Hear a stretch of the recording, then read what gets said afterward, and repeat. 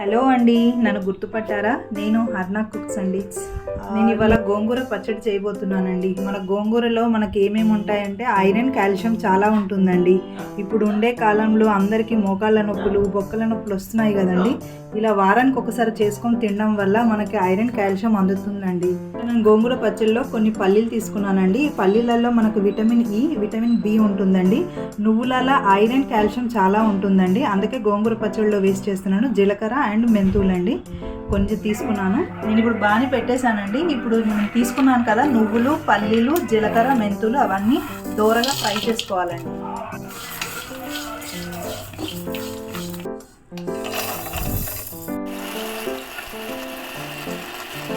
ముందుగా ఇలా పల్లీలు, నువ్వులు పౌడర్ చేసేసుకోవాలండి.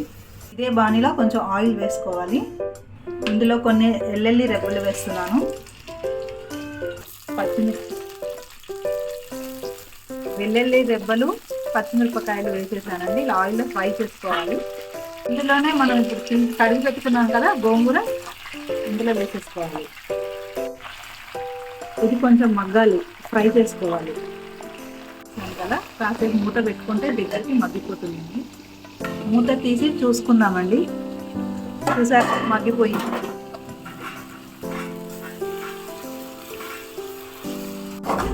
చూసారండి, ఇదంతా మెత్తగా మగ్గిపోయింది.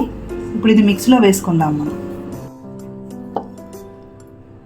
మనం ముందుగా నువ్వులు, పల్లీలు పేస్ట్ చేసుకున్నాం కదా, దాంట్లోనే ఇది వేసేసుకోవాలి. ఇలా మిక్స్లో వేసి పేస్ట్ చేసేసుకోవాలి.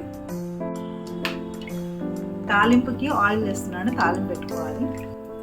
ఆవాలు, జీలకర్ర, కొన్ని ఎండుమిర్చి, కొంచెం కరివేపాకు, ఇంగువ కూడా వేసుకోవాలి.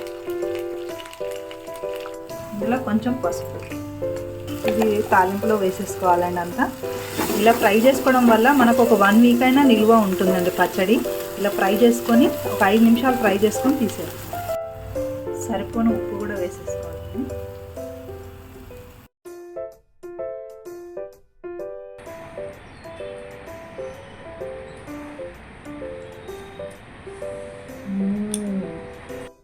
చాలా బాగుందండి. ఒకసారి మీరు ట్రై చేయండి. మీకు ఏమైనా నచ్చితే నాకు ఒక లైక్ చేయండి.